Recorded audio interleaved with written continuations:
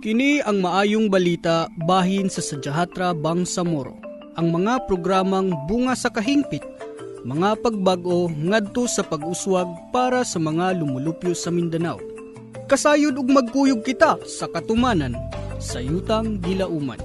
Mag-ubanay kita atong kayahon. Yes to Bangsamoro, yes na yes. Unsa ba di ay ang Sadyahatra Bangsamoro?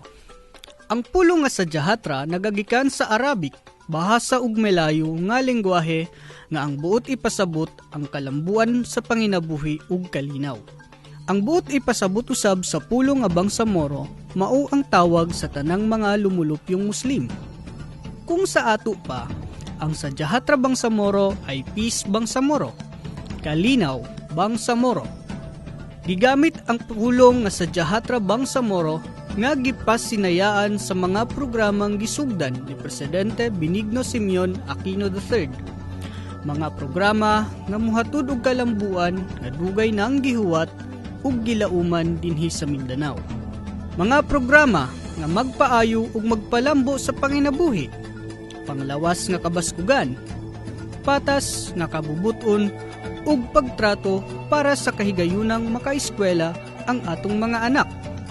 Kaalam sa panginabuhi, kaalam nga makatabang sa pagpangita og trabaho, tinud-anay nga hustisya, patas nga pagtan-aw bisan unsa pa ang imong kaliwatan, tribo, relihiyon o pagtuo, pagpasaayo sa mga dalan, gusali o gambalay, kahigayunang makasulod sa pamumuhunan nga makahatag og trabaho.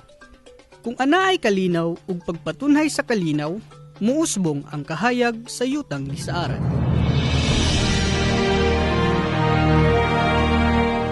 Para sa dugang kasayuran, pwedeng musulat sa Office of the Presidential Advisor on the Peace Process, Agustin 1 Building, Francisco Ortigas Road, Ortigas Center, Pasig City, Metro Manila. Pwedeng bisitahon ang website na www.opapp.gov.ph